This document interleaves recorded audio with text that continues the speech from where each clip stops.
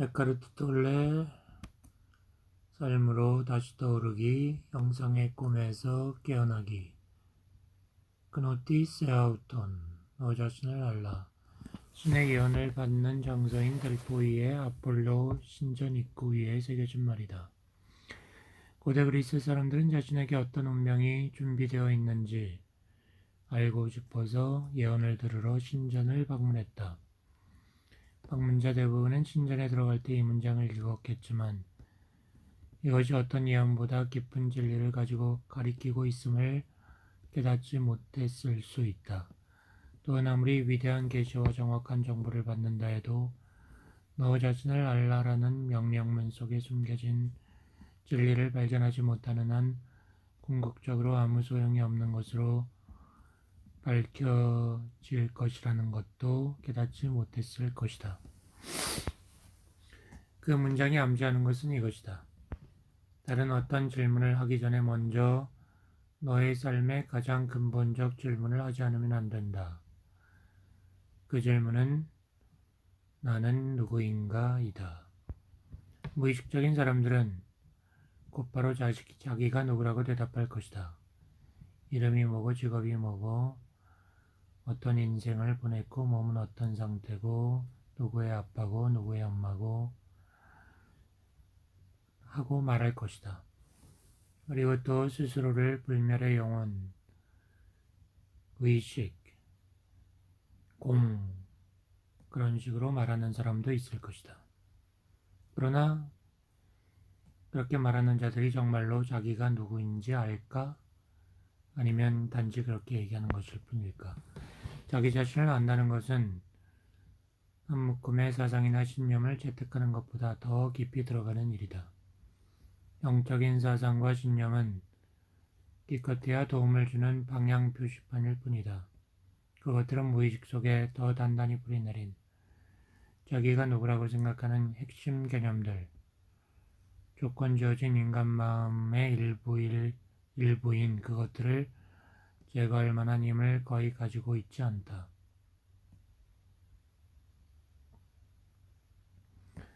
자기 자신을 깊이 안다는 것은 마음속에서 떠다니는 사상과는 관계가 없다. 자기 자신을 안다는 것은 순수한 있음의 뿌리를 내리는 것이다. 당신이 생각하는 자기 자신, 자기가 누구인가에 대한 느낌은 자기에게 뭐가 필요하고 삶에서 뭐가 중요한가를 결정한다. 당신에게 중요한 것들은 당신을 흔들어 놓거나 마음을 방해하는 힘을 가지고 있다. 그러므로 무엇에 흔들리고 마음이 방해받는가를 기준으로 당신이 얼마나 깊이 자기 자신을 알고 있는가를 판단할 수 있다. 당신에게 뭐가 중요한가는 당신이 말하거나 믿는 것과 꼭 일치하지는 않는다.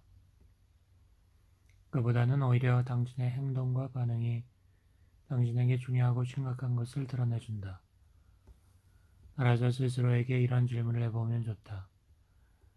나를 흔들어 놓고 방해하는 것들은 어떤 것인가? 만약 작은 것에 흔들린다면 당신이 생각하는 자신은 정확하게 이것이다. 즉, 작다. 그것이 당신의 무의식적인 믿음일 것이다. 그렇다면 작은 것은 무엇인가? 궁극적으로 모든 것들이 작은 것들이다. 모든 것들이 더덥기 때문이다. 나는 내가 불멸의 영이라는 것을 안다. 라든가 나는 이 미친 세상에는 지쳤다. 내가 원하는 것은 평화뿐이다. 라고 말하는 사람도 있을 것이다. 단 나쁜 소식이 전해지기 전까지이다. 상대방이 나에게 비난의 목소리를 퍼부으면 나는 완전히 자신을 잃고 말 것이다. 만약 평화를 정말로 원한다면 평화를 선택하는 것이 필요하다. 어떤 것보다도 마음의 평화가 중요하다면 정말로 자기가 큰 영혼이라고 한다면 도전해 오는 상황에 직면해도 반응하지 않고 깨어있게 될 것이다. 상황에 저항하지 않고 그 자리에서 상황을 받아들이고 그것과 하나가 될 것이다. 그러면 깨어있음으로부터 반응이 나온다. 당신이 자신이라고 생각하는 나인 작은 나가 아니라 진정한 나인 의식이 반응할 때 그 반응은 힘이 있고 효과적이고 어떤 사람도 어떤 상황도 적으로 만들지 않을 것이다. 실제로 자기가 누구라고 생각하는가에 대해 스스로를 오랫동안 속일 수 없음을 세상은 확인시켜준다. 자신이 무엇을 정말 중요하게 여기는가를 세상이 금방 드러나게 하기 때문이다. 특히 도전적인 일들이 일어날 때 사람들과 상황에 어떻게 반응하는가가 당신이 자신을 어느 정도 깊게 알고 있는가를 잘 보여준다.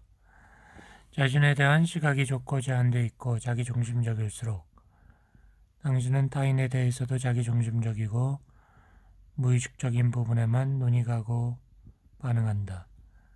상대방의 잘못, 더 정확히 말하면 잘못이라고 당신이 해석하는 부분을 상대방 그 자체로 본다. 즉 상대방의 에고만을 보고 그렇게 해서 자신의 에고를 강화한다. 그 사람 안에 에고를 뚫고 그 사람을 보는 게 아니고 에고 그 자체를 본다. 그러면 그 에고를 보고 있는 것은 누구인가? 당신 안의 에고이다. 매우 무의식적인 사람들은 다른 사람들 안에 투영된 모습을 통해 자기의 에고를 경험한다. 상대방 안에 무엇인가에 반응하는 것은 자신에게도 같은 것이 있기 때문이다. 그것을 깨달으면 자기 자신의 에고가 보인다. 이 단계에 오면 다른 사람들이 당신에게 하고 있다고 생각했던 그것을 당신이 다른 사람들에게 하고 있다는 것을 깨달을 것이다. 그러면 자기가 피해자가 아니라는 것을 알게 된다. 당신은 에고가 아니다. 그러므로 당신 안의 에고를 알아차렸다고 해서 자신이 누구인지를 알 수 있다는 의미는 아니다. 자신이 뭐가 아닌가를 알게 되었음을 의미할 뿐이다. 그러나 그렇게 자기가 뭐가 아닌가를 아는 것을 통해서 진정으로 자기를 아는 것을 가로막는 장애물이 제거된다. 누구도 당신이 누구인가를 가르쳐줄 수 없다. 누군가가 가르쳐주는 것은 개념일 뿐이기 때문이다. 나는 누구인가는 믿음이 필요하지 않다. 사실 모든 믿음은 어느 것이든 장애물이다. 나는 누구인가는 깨달음조차 요구하지 않는다. 왜냐하면 당신은 이미 당신 자신이기 때문이다. 그러나 깨달음 없이는 진정한 나는 세상을 향해 빛을 바라지 않고 묻혀있는 상태가 된다. 그 묻힌 장소가 진정한 나가 있는 곳이다. 가난하다고 느끼는 사람이 자신은 1억 달러의 예금을 가지고 있음을 알지 못한 채 언제나 그 막대한 부를 잠재 가능성으로만 남겨두는 것과 같다. 풍요로움, 자신을 누구라고 생각하는가는 다른 사람들에게 어떻게 대우받는가와도 관계가 있다. 대부분의 사람들이 남들이 자기를 잘 대우해 주지 않는다고 말한다. 나는 존중받지 못했고 관심받지 못했다. 인정받지 못했다. 라고 그들은 말한다. 사람들은 나를 당연한 존재로 여겨. 이런 사람들은 누군가에게 친절한 대우를 받으면 숨은 동기가 있는 것은 아닌지 의심한다. 그러면 그들은 자기를 누구라고 생각하는가? 나는 많은 것이 부족한 작은 나이고 그 부족함은 채워줄 수 없어. 자신이 누구인가에 대한 이 기본적인 오해가 모든 관계에 문제를 일으키는 기능장애의 원인이다. 이들은 자신에게는 줄 것이 없으며 사람들과 세상은 인색해서 자기가 필요로 하는 것을 줄 수 없다고 믿는다. 그들의 모든 현실은 자신이 누구인가에 대한 이러한 망상적 느낌 위에 기초한다. 이것이 상황을 나쁘게 만든다. 자신이 생각하는 나는 누구인가에 돈이든 인정받는 일이든 사랑이든 부족함이라는 사고방식이 포함되면 언제나 결핍을 경험한다. 이미 있는 자기 삶의 좋은 것들을 인정하지 않고 결핍만 눈에 띈다. 이미 있는 자기 삶의 좋은 것들을 인정하는 것이 모든 풍요의 기본이다. 세상이 인색하게 주지 않는다고 생각하지만 사실은 자기 자신이 인색한 것이다. 왜 인색한가? 자신은 아무것도 줄 것이 없다고 믿고 있기 때문이다. 다음의 것을 2, 3주 동안 시험해보고 자신의 현실이 어떻게 바뀌는가를 보라. 사람들이 당신에게 주지 않는다고 생각하는 것을 자신이 다른 사람에게 줘보라는 것이다. 그런 것을 갖고 있지 않다면 갖고 있는 것처럼 행동하면 된다. 칭찬, 감사, 도움, 관심 등등을 남에게 줘보라는 것이다. 갖고 있지 않다고 생각한다면 갖고 있는 것처럼 행동하라는 것이다. 그렇게 하면 그게 나오게 된다. 그리고 주기 시작하자마자 받기 시작할 것이다. 주지 않는 것은 받을 수가 없다. 밖으로 흘러나가는 것이 안으로 흘러들어오는 것을 결정하는 것이다. 세상이 자기에게 당신에게 주지 않는다고 생각하는 것은 당신이 이미 가지고 있음에도 흘러나가도록 허락하지 않는 것이다. 그뿐 아니라 자신이 그것을 가지고 있다는 것도 알지 못한다. 그 안에는 풍요도 포함된다. 흘러나가는 것이 흘러들어오는 것을 결정한다는 법칙을 정확히 알아야 한다. 주어라. 그러면 너희에게도 주어질 것이다. 너희의 헤아림으로 너희도 헤아림을 받게 될 것이다. 모든 풍요의 원천은 당신 외부에 있지 않다. 그것은 당신 자신의 일부이다. 그러나 먼저 바깥의 풍요를 느끼고 알아차리는 일로부터 시작해야 한다. 삶의 충만을 보라. 햇살, 꽃들, 과일, 비. 삶은 충만함으로 가득하다. 자기 주위에 있는 풍요를 알아보는 것이 자기 안에 있는 풍요를 깨어나게 하는 것이다. 풍요를 인식했으면 그 풍요를 흘러나가게 하라. 낯선 사람에게 미소 지어라. 당신은 주는 사람이 된다. 자신에게 물어보라. 이곳에서 나는 무엇을 줄 수 있을까? 어떻게 하면 이 사람이 이 상황에 내가 도움이 될 수 있을까? 아무것도 소유하지 않아도 풍요를 느낄 수 있고 늘 풍요를 느끼면 모든 것이 당신에게 온다. 풍요는 이미 그것을 가지고 있는 사람에게만 온다. 그것이 우주의 법칙이다. 풍요도 결핍도 내면의 상태이며 그것은 당신의 현실이 되어 나타난다. 가진 자는 더 받을 것이고 없는 자는 있는 것마저 빼앗길 것이다. 자신을 아는 것과 자신에 대해 아는 것, 자기 자신을 안다는 것이 싫을 수도 있다. 뭘 발견할지 두렵기 때문이다. 많은 사람들은 자기 자신이 그다지 좋은 사람이 아니라는 불안감을 가지고 있다. 그러나 당신이 자신에 대해 발견할 수 있는 어떤 것도 당신이 아니다. 당신에 대해 알 수 있는 어떤 것도 자기가 아니다. 두려움 때문에 자신이 누구인가 알기를 원하지 않는 사람들이 있는 반면 자기 자신에 대해 만족할 줄 모르는 호기심을 갖고 더 많은 것을 밝혀내고 싶어하는 사람도 있다. 자기 자신에 대한 것을 알고 싶어 몇 년 동안 심리 분석을 받기도 한다. 무의식 속에 숨겨진 두려움과 욕망을 들춰내고 벗겨내면서 자기를 탐구한다. 돈을 쳐들이면서 정신분석의의 상담을 받는다. 그리고 상담의는 두꺼운 보고서를 건네준다. 이것이 당신에 대한 모든 것입니다. 당신은 서류를 들고 오지만 자신에 대해 진정으로 알게 된 것은 아니다. 자신에 대해 아는 것과 자신을 아는 것은 다르다. 5천 쪽의 보고서는 당신에 대한 것이다. 과거에 의해 조건 지어진 당신 마음의 내용물이다. 심리 분석이나 자기 관찰을 통해 알게 되는 것은 당신에 대한 것이다. 그것은 당신이 아니다. 그것은 당신 마음의 내용물이지 본질이 아니다. 에고를 뛰어넘는다는 것은 내용물 밖으로 나오는 것이다. 자기 자신을 아는 것은 자기 자신이 되는 것이고 자기 자신이 된다는 것은 마음의 내용물을 자기라고 여기는 동일화를 멈추는 것이다. 대부분 사람들은 삶의 내용물을 통해 자기가 누구인가를 정의 내린다. 경험하고 행동하고 생각하고 느끼는 모든 것이 내용물이다. 대부분 사람들은 그 내용물이 관심을 차지한다. 그들이 동일화된다.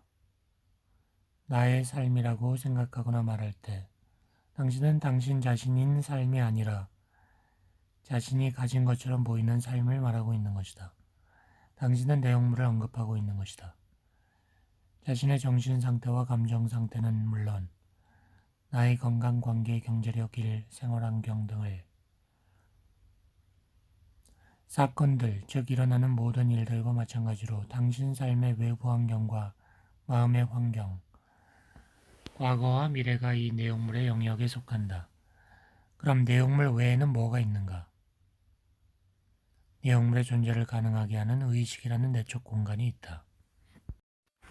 무질서와 더 높은 질서, 내용물을 통해서만 자기를 알 때 당신은 또한 무엇이 자기에게 좋고 나쁜지 안다고 생각한다. 당신은 나에게 좋은 것과 나에게 나쁜 것으로 사건들을 분류한다. 그것은 삶이라는 전체성을 단편적으로 인식하는 결과가 된다. 삶이라는 전체성 속에서는 모든 것이 연결되어 있고 모든 일이 전체 속에서 필요한 장소와 기능을 가지고 있다. 그러나 그 전체성은 겉으로 드러나는 표면만을 보아서는 알 수 없다. 전체성은 부분들의 총합 이상의 것, 당신의 삶이나 세상이 담고 있는 내용물 이상의 것이다. 삶에서도 세상 속에서도 마찬가지지만 겉으로 보기에 우연 같은 무질서한 일련의 일들 배후에는 더 높은 질서가 있다. 눈이 내릴 때 모든 눈송이가 저마다 정확히 자기 자리에 내리는 것이다. 생각을 통해서는 이것을 이해할 수 없다. 우리들이 생각하는 것은 내용물에 대한 것이지 더 높은 질서는 형상 없는 의식의 영역으로부터 나오기 때문이다.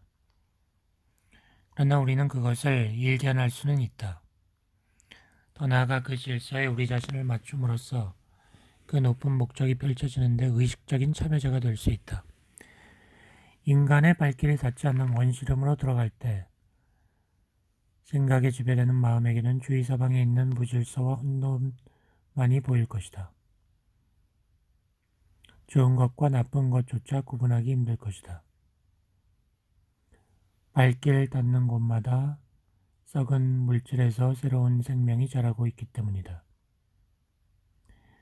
내면에 오직 고요만이 자리하고 생각이라는 소음이 없어졌을 때 비로소 숨은 조화가 드러난다. 숨은 조화와 신성을 감지하면 자신도 그 일부임을 알 수 있고 그것을 깨달을 때 당신도 그 조화의 의식적인 참여자가 된다. 이런 식으로 자연은 당신이 삶의 전체성과 연결되도록 돕는다. 좋은 것과 나쁜 것. 많은 사람들은 삶의 어떤 순간 알아차린다. 이 세상에는 탄생, 성장, 성공, 건강, 기쁨, 승리뿐 아니라 상실, 패배, 질병, 노화, 쇠퇴, 고통, 죽음도 있다는 것을. 이것들에는 습관적으로 좋은 것과 나쁜 것, 질서와 무질서라는 분류표가 붙는다. 사람들이 생각하는 삶의 의미는 좋은 것으로 분류된 것들과 관련되어 있지만 이 좋은 것은 늘 파괴의 위협을 받는다. 삶의 의미를 잃을 때 무의미와 나쁜 것의 위협을 받는다. 모든 사람의 삶에 머지않아 무질서가 숨어 들어오고 아무리 많은 보험에 들었어도 그것을 막을 길이 없다. 그것은 상실과 사고, 질병, 장애, 노화, 죽음 등의 형태로 들어온다. 하지만 삶이 무질서에 침략당하고 마음이 부유한 의미들이 붕괴될 때 그것이 더 높은 질서로 가는 문이 되는 일도 있다. 이 세상의 지혜는 하나님 앞에서는 어리석음이다라고 한다. 세상의 지혜는 무엇인가? 생각의 움직임, 생각에 의해서만 정이 내려지는 의미이다. 생각은 상황이나 사건이 각각 별개의 존재인 것처럼 하나하나 떼어내어 좋거나 나쁘다고 판단한다. 생각을 너무 신뢰하면 현실은 단편적인 것이 된다. 이 단편화는 환상이지만 그 안에 갇혀 있을 때는 그것이 현실처럼 보인다. 그러나 우주는 나눌 수 없는 전체이다. 모든 것이 연결되어 있다. 모든 사물과 사건이 연결되어 있다는 것은 좋은 것과 나쁜 것이라는 마음속 분류가 환상에 지나지 않음을 암시한다. 마음의 분류는 언제나 제한된 시각에 갇혀 있다. 상대적이고 일시적인 진실을 나타낼 뿐이다.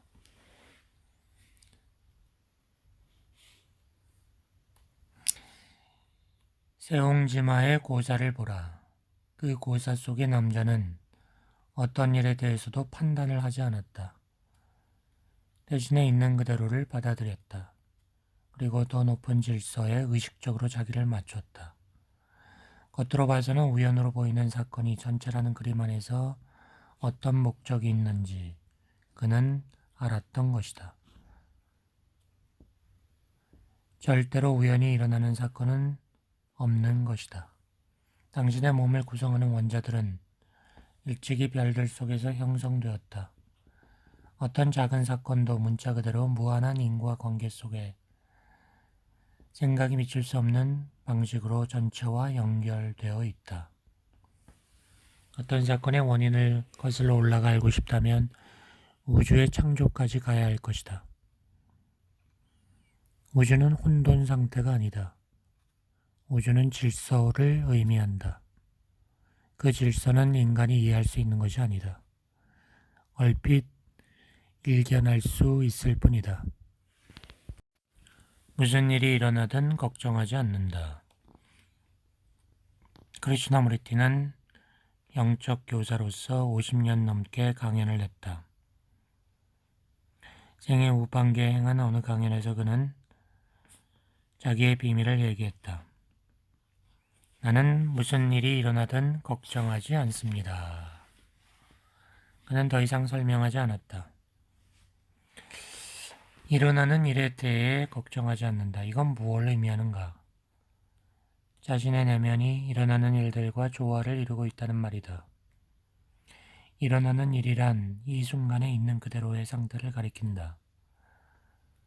그것은 이미 그곳에 존재한다. 일어나는 일은 내용물, 즉 이 순간이 취하는 형태이다. 그리고 유일하게 존재하는 순간은 이 순간뿐이다.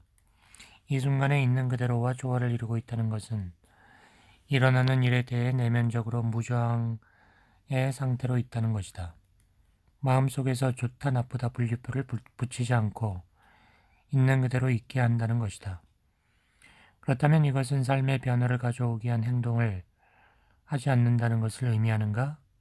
아니다. 오히려 반대로 지금이라는 순간과의 내적 조화를 기초로 행동할 때 그 행동에는 삶 그 자체의 지성의 힘이 작용한다. 소데스카, 소까. 일본의 한 마을에 학구인이라는 선사가 있었다. 그는 어떤 경우를 맞이해도 소까 하고 말했다. 자기가 비난을 받아도 소까. 또 다른 상황에도 소까라고 얘기했다. 좋은 것이든 나쁜 것이든 지금 이 순간이 취하는 모습을 인정한 것이다. 그에게는 오직 이 순간만이 존재한다. 그는 일어나는 사건을 개인화시키지 않았다. 그는 누구의 피해자도 아니다. 지금 이 순간에 일어나는 사건과 완벽하게 하나가 되고 에고와 현재의 순간, 삶에서 가장 근본적이고 중요한 관계는 지금과의 관계이다. 정확히 말하면 지금이 취하고 있는 모든 모습, 즉 지금 존재하는 것들 혹은 지금 일어나는 것들과의 관계이다.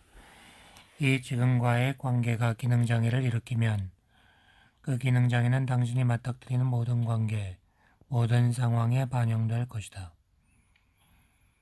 에고라는 것은 이런 식으로 정의될 수 있다.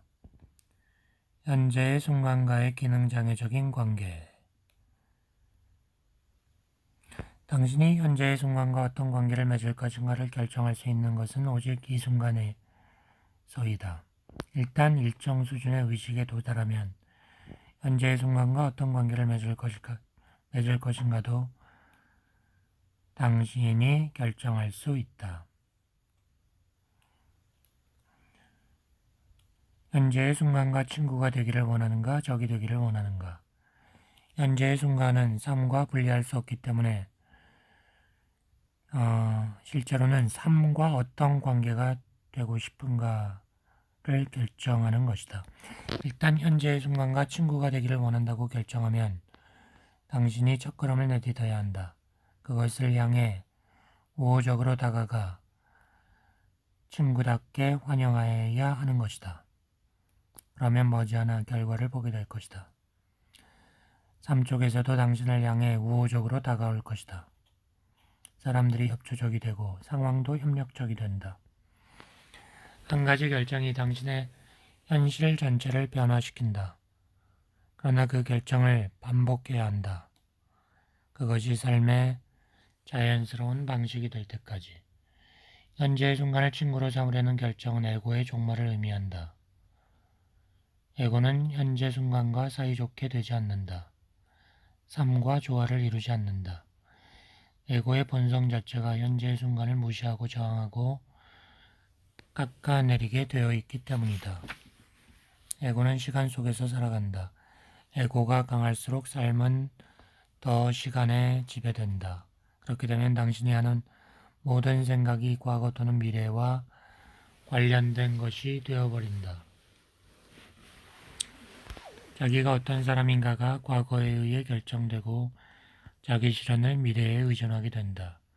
두려움, 불안, 기대, 후회, 죄책감, 분노 등은 의식이 시간에 얽매여 기능장애 상태가 되어 있음을 보여준다. 현재의 순간에 대해 에고는 세 가지 방식으로 반응한다. 목적을 위한 수단으로 반응하는 것, 장애물로 반응하는 것, 적으로 반응하는 것, 이 세 가지다. 에고에게 현재의 순간은 기껏해야 목적을 위한 수단으로서 쓸모가 있다. 더 중요하다고 생각되는 미래의 어느 순간으로 당신을 데려가는 수단일 뿐이다. 하지만 그 미래는 언제나 현재의 순간으로만 다가오며 미래라는 것은 하나의 생각일 뿐이다.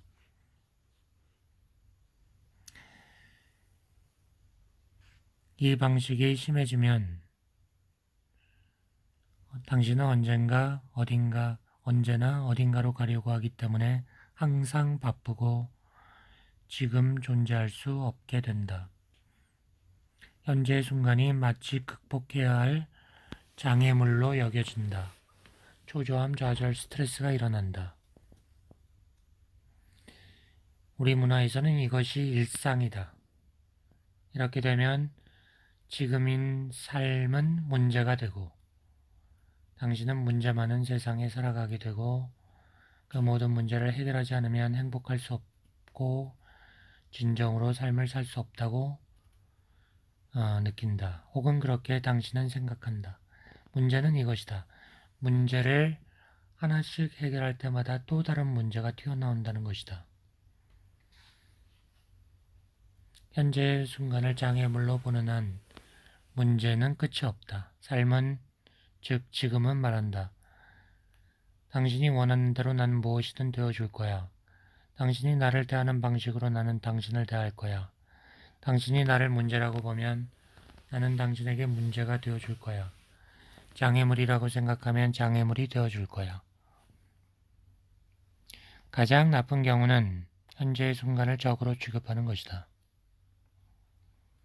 자신이 하고 있는 일이 싫거나 불만스럽거나 일어나고 있는 일과 일어난 일에 욕을 퍼부을 때, 혹은 마음속 대화가 해야 한다와 하지 말아야 한다로 이루어질 때, 비난과 남 탓으로 흘러넘칠 때, 당신은 있는 그대로의 지금의 반론을 제기하고 그것과 다투고 있는 것이다.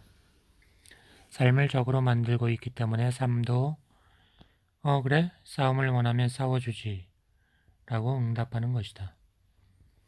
내부적인 현실은 늘 당신의 내면 상태의 반영이기 때문에 당신은 적대적인 세계를 경험하는 것이다.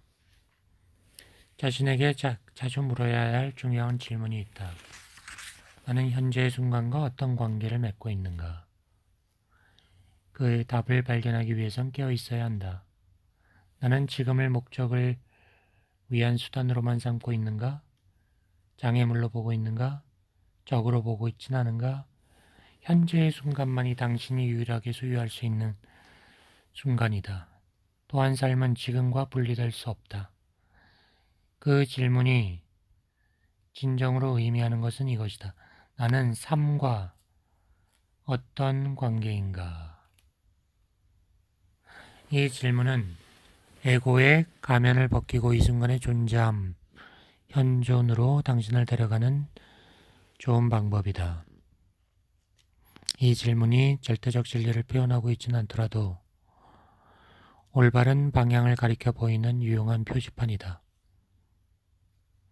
현재의 순간과 기능장애를 일으키는 관계는 어떻게 하면 극복할 수 있나?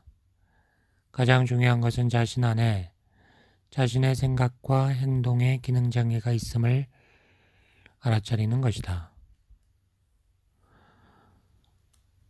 그걸 알아차리는 순간, 즉 자신과 지금과의 관계가 기능장애임을 알아차리는 순간, 그때 당신은 온전히 현재의 순간에 존재하게 된다. 알아차림으로써 현존이 일어나는 것이다. 기능장애를 보는 순간 그 기능장애는 소멸하기 시작한다. 그것을 보는 순간 어떤 이들은 웃을 것이다. 보는 것과 더불어 선택할 힘이 생긴다. 지금에게 예라고 말하고 친구로 만드는 힘이 생긴다. 시간의 역설, 현재의 순간은 표면적으로는 일어나는 것이다. 그리고 일어나는 것은 끊임없이 변화하기 때문에 삶의 매일매일은 서로 다른 일들이 일어나는 수많은 순간들로 이루어져 있는 것처럼 보인다.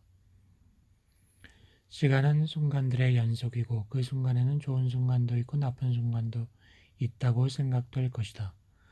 그러나 잘 관찰해보면, 즉 자신의 직접적인 경험을 통해 보면 그렇게 많은 순간들이 있는 것이 아니다. 존재하는 것은 오직 지금 이 순간뿐이다. 삶은 언제나 지금이다. 당신 삶의 모든 것이 이 끝없는 지금에서 펼쳐나고 있다. 과거나 미래의 순간들도 당신이 기억하거나 기대할 때에만 존재하며 그것도 오직 지금 이 순간에만 가능하다. 그러면 왜 많은 순간들이 존재하는 것처럼 보이는가? 그것은 일어나고 있는 일들, 즉 내용물들을 현재의 순간과 혼동하기 때문이다. 지금의 공간에서 일어나고 있는 일들과 혼동하는 것이다. 현재의 순간을 내용물과 혼동함으로써 시간의 환상과 에고의 환상이 생겨나는 것이다. 여기 하나의 역설이 있다. 한편에서는 시간의 실체를 부정할 수 없다. 모든 것이 시간의 지배를 받을 수밖에 없다. 그럼에도 불구하고 그 모든 것은 지금 속에서 일어난다. 이것이 시간의 역설이다. 무엇을 보든 시간의 실체를 깊이 깨닫게 하는 정황적 증거들이 가득하지만 직접적인 증거는 발견할 수 없다. 시간 그 자체를 경험할 수는 없는 것이다. 경험할 수 있는 것은 현재의 순간 혹은 현재의 순간 속에서 일어나고 있는 것들 뿐이다. 직접적인 증거만을 놓고 말한다면 시간은 존재하지 않으며 지금만이 존재한다. 시간의 제거. 에고가 사라진 상태를 미래의 목적으로 만들고 그것을 향해 노력하는 것은 불가능하다. 그렇게 하더라도 당신은 불만족을 얻을 뿐이다. 왜냐하면 언제나 아직 목적지에 도착하지 않은 것처럼 보이기 때문이다. 에고로부터의 자유가 미래의 목표일 때 당신은 자신에게 더 많은 시간을 주게 되고 더 많은 시간은 에고가 커짐을 의미한다. 영적인 추구를 한다는 에고의 모습을 꾸미고 있는 게 아닌지 살펴봐야 한다.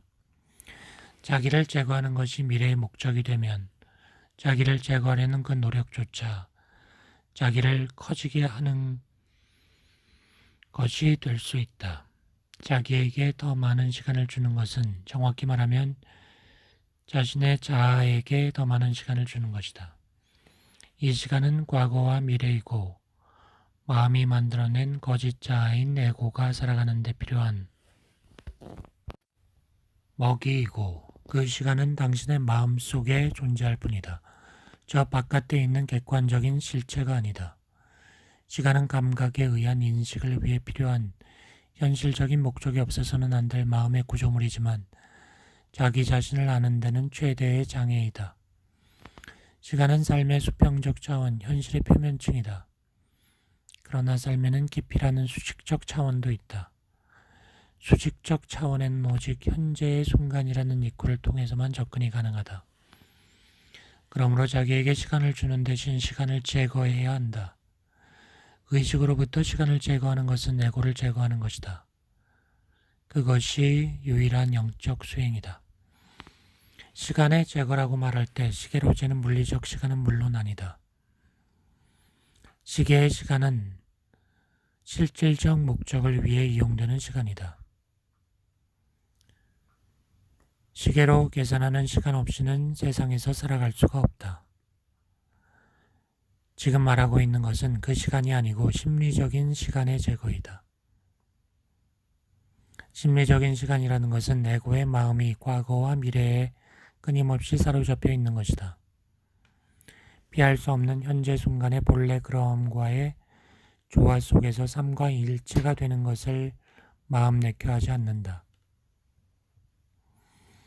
삶에게 습관적으로 말해온 아니오가 예로 바뀔 때마다 있는 그대로의 이 순간을 허용할 때마다 당신은 에고뿐 아니라 시간을 사라지게 한다. 에고가 살아남기 위해서는 시간을, 과거와 미래를 현재의 순간보다 더 중요한 것으로 만들어야 한다. 원하는 것이 이루어진 직후에 짧은 기간을 제외하면 에고는 현재의 순간과 우호적이 될 수가 없다. 어떤 것도 에고를 긴 시간 만족시킬 수 없다. 에고가 삶을 지배하고 있는 한 불행해지는 두 가지 길이 있다. 하나는 원하는 것이 이루어지지 않는 불행이고 또 하나는 원하는 것이 이루어지는 불행이다. 존재하는 것은 모두 지금이 취하는 모습들이다. 당신이 내면에서 그것에 저항하는 한 그 모습들은 세상은 돌파할 수 없는 장벽이 된다. 그 장벽은 형상을 초월한 당신 자신으로부터 당신을 분리하고 형상 없는 한 생명으로부터 당신을 분리시킨다. 형상 없는 한 생명이 당신의 본래 존재이다. 지금이 취하는 형상의 내면으로부터 긍정을 말하면 그 형상이 형상 없는 세계로의 문이 된다. 세상과 신 사이의 분리가 사라진다.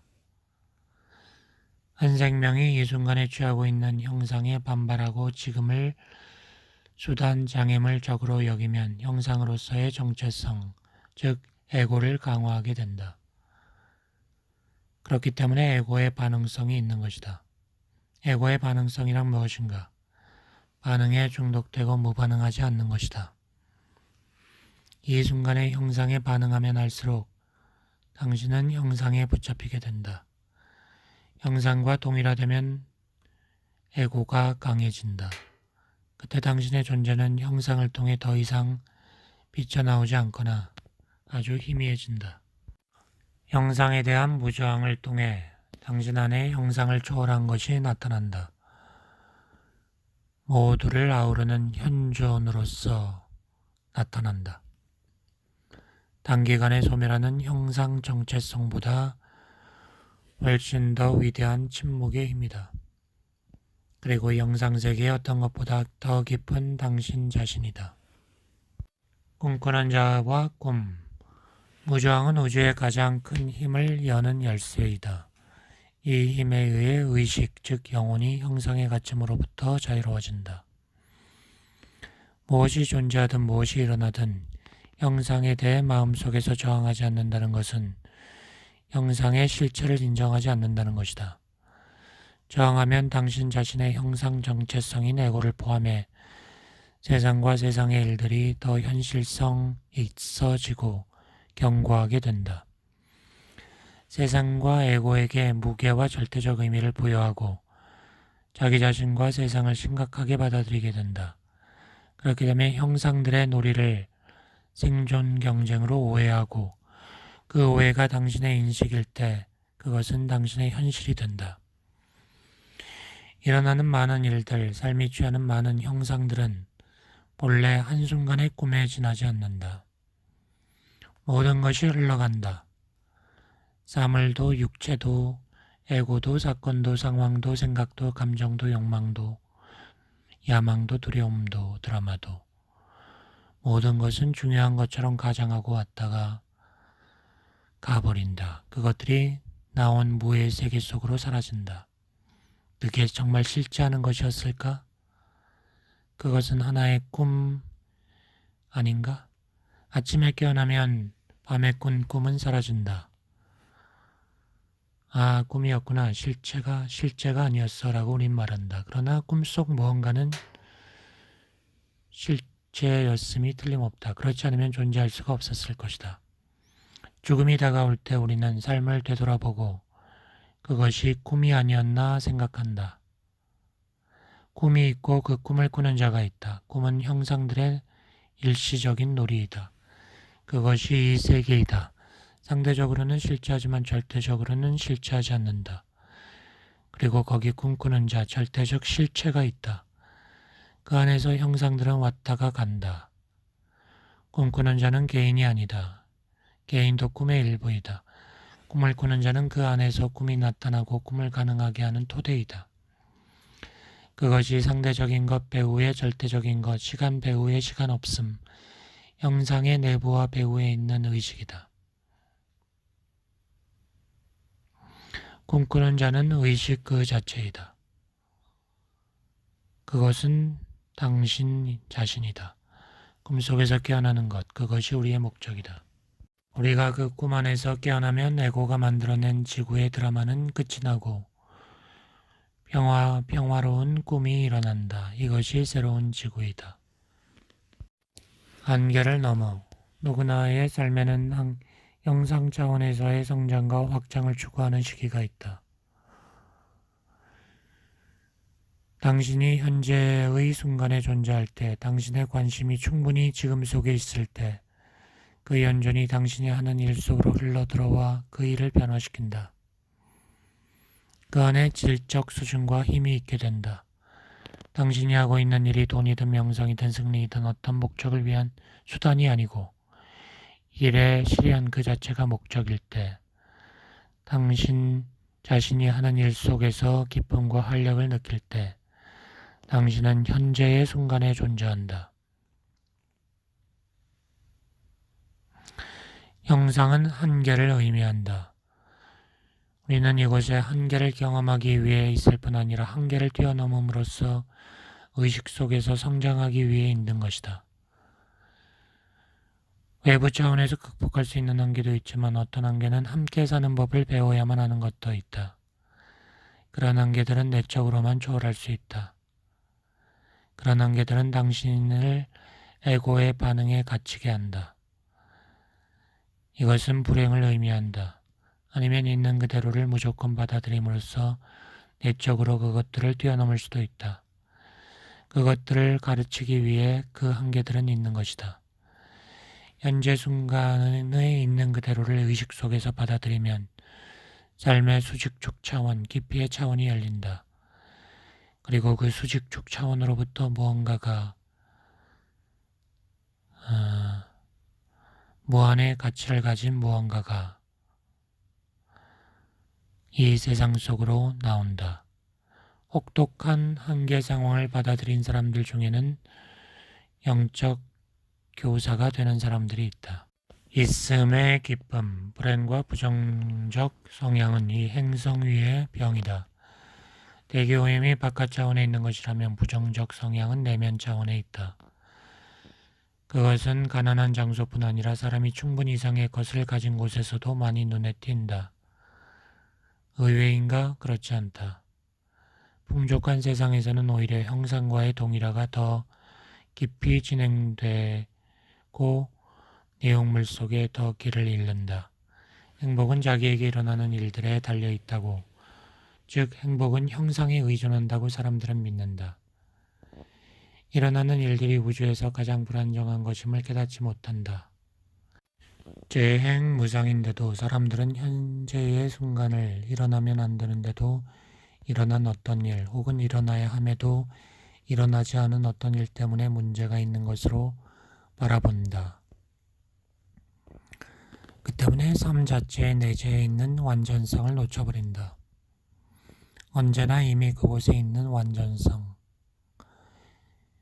일어나거나 일어나지 않고 있는 일 너머, 즉 형상 너머에 존재하는 완전성을 놓쳐버린다. 현재의 순간을 받아들여 어떤 형상보다도 깊고 시간에 의해 손상되는 일 없는 완전성을 발견해야 한다. 유일하게 진정한 행복인 순수한 있음의 기쁨은 형상, 소유, 성취, 사람 또는 사건을 통해 오지 않는다. 일어나는 일들을 통해 얻어지지 않는다.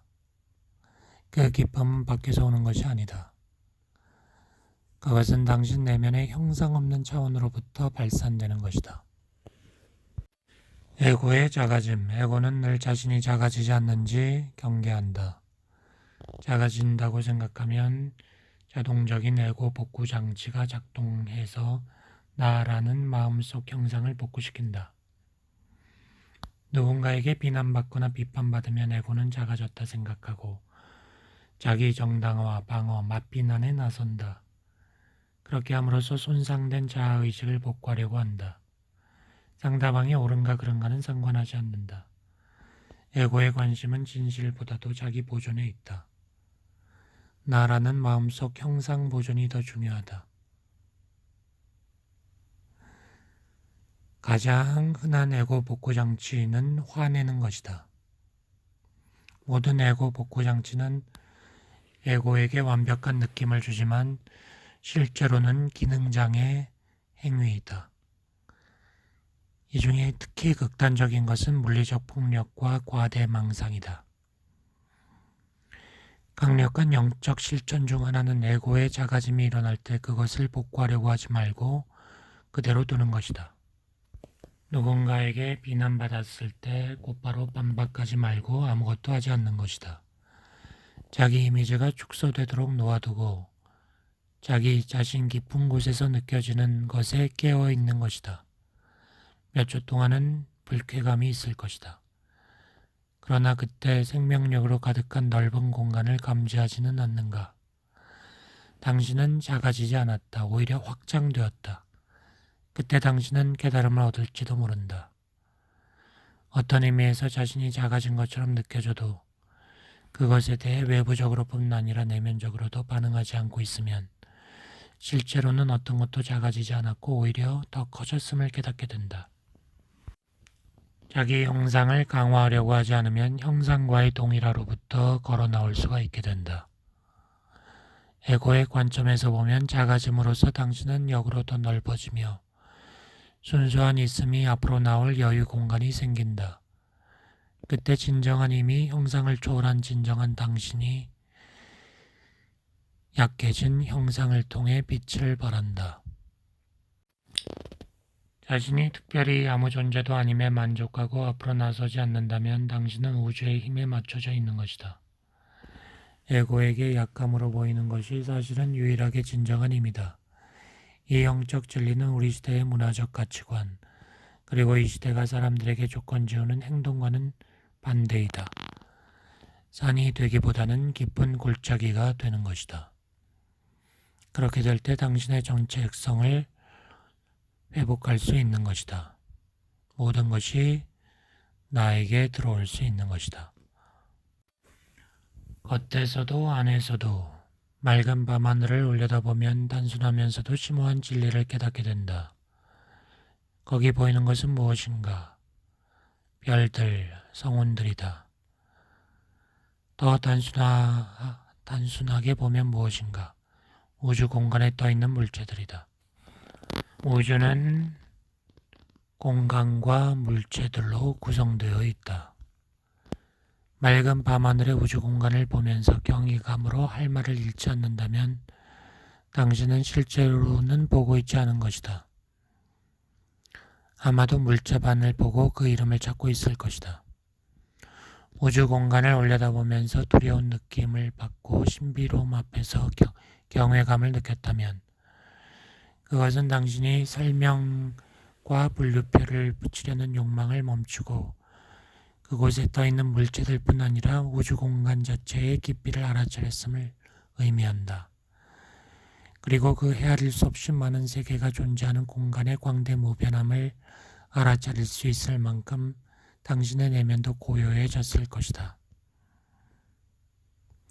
그 경외감은 수십억 개의 세계를 담고 있는 무한한 깊이로부터 온다. 물론 공간은 볼 수 없고 들을 수도 없고 만질 수도 없고 냄새 맡을 수도 없다. 그럼 어떻게 공간이 존재함을 아는가? 공간의 본질은 아무것도 없는 것이다. 그러므로 존재하지 않는다. 존재하는 것은 물체의 형상뿐이다. 그렇다면 이렇게 말해보자. 당신 안에는 공간과 유사한 무언가가 있고 그러므로 공간을 알아차릴 수 있다. 알아차린다? 이것도 완전한 진실은 아니다. 그곳에 알아차릴 것이 아무것도 없다면 어떻게 공간을 알아차릴 수 있겠는가? 대답은 심오하다. 당신이 공간을 알아차릴 때 당신은 실제로는 아무것도 알아차리지 않지만 알아차림 그 자체를, 즉 내면의 의식 공간을 알아차리는 것이다. 당신을 통해 우주는 자신을 알아차리는 것이다. 눈이 아무것도 볼 것이 없을 때 그 아무것도 없음이 공간으로 지각된다. 귀가 아무것도 들을 것이 없을 때 그 아무것도 없음이 고요로 인식된다. 형상을 인식하도록 만들어진 감각들이 형상의 부재를 만났을 때 감각적 인식 뒤에서 모든 인식과 경험을 가능하게 하는 형상 없는 의식은 더 이상 형상에 의해 흐려지지 않는다. 깊이를 가늠할 수 없는 우주 공간을 명상 속에 응시하거나 태양이 떠오르기 직전 이른 새벽의 고요에 귀를 기울일 때 당신 안에서 무엇인가가 서로를 알아본 것처럼 공명한다면 그러면 당신은 공간의 무한한 깊이를 자기의 깊이로 감지하고 영상 없는 고요가 당신 삶의 내용물을 채우고 있는 그 어떤 사물이나 사건들보다 훨씬 자기 자신임을 알게 된다. 우파니사드는 신은 형상 없는 의식이며 당신 자신의 본질이라고 한다. 그 밖의 모든 것은 형상이며 사람들이 이 세상에서 숭배하는 것이다. 우주의 실체를 구성하는 두 부분, 즉 물체와 공간, 어떤 것임과 어떤 것이 아님은 당신 자신의 실체를 구성하는 두 부분이다. 분별 있고 균형 잡히고 결실 있는 삶은 실체를 구성하는 이 두 차원인 형상과 공간 사이의 춤이다. 많은 사람들은 형상의 측면에 동일화되어 있기 때문에 나머지 숨은 절반은 누락시키고 있다. 형상과의 동일화 때문에 갇혀 있는 것이다. 당신이 보고 듣고 느끼고 만지고 생각하는 것은 실제의 절반이다. 형상의 차원이다. 그것은 이 세상 차안이라고 불리는 것이다. 다른 쪽 차원은 천국, 피한 영원한 생명이다. 공간이 모든 사물의 존재를 가능하게 하듯이 고요 없이는 소리도 있을 수 없는 것처럼 당신도 당신 존재의 중요한 본질인 형상 없는 차원 없이는 존재할 수 없다. 그것을 신이라고 부를 수도 있다. 혹은 순수한 있음, 존재라고 부를 수도 있다. 순수한 존재는 사물의 존재에 앞선다. 사물의 존재는 형상이고 일어나는 것이다. 사물과 사건은 삶의 전면에 있고 순수한 있음은 삶의 배경에 있다. 인류의 집단적인 병은 눈앞에서 일어나는 일에 사로잡혀 움직이는 형상의 최면당의 삶의 내용물에만 열중한 나머지 내용물을 초월한 형상을 초월한 생각을 초월한 본질을 잊어버리는 것이다. 또한 사람들은 시간에 사로잡혀 영원을 잊고 있다. 자기들이 온 곳이고 자기들의 집이며 자기들의 운명인 곳을 잊어버리고 있는 것이다. 영원은 진정한 당신의 살아있는 실체이다. 형상의 부정은 자신의 본질은 형상이 아니라는 것을 알아차리는 것이다.